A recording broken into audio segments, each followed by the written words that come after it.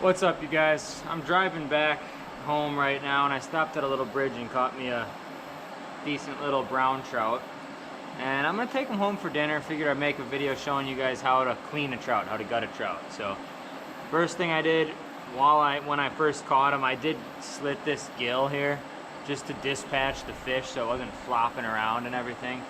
I recommend that. You don't have to, but I think one, it's the ethical thing to do to the fish, and two, it kind of probably makes them taste better because they're not having that extra stress and stuff.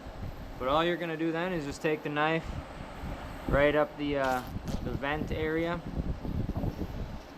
all the way up to the top. From there, underneath this right here, there's like the gills, and I'm gonna go right through that,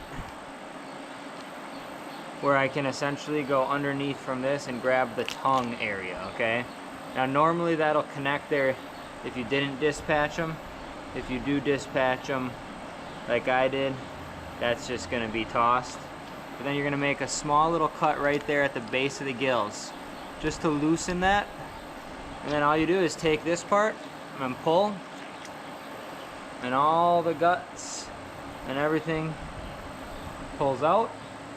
I'm going to throw that right into the stream for more fish to eat. And then on the inside, I like to just run the knife just like that. Use my thumb to scrape out that bloodline. Now we're going to give it a rinse, and it is good to go. Cleaned trout. Last thing that I think is super important is to get this fish on some ice. And I keep this in my truck. It's a ice maker that runs on batteries. So right now I've just got it making some ice in here to get a little fish on ice, since I'm a few hours from home and it's not worth me stopping and buying a full 5-gallon thing of ice. That's the first batch. It didn't make a ton, but it'll be enough to cool this fish down. Now while I'm driving, I could actually switch from the batteries to the power inverter.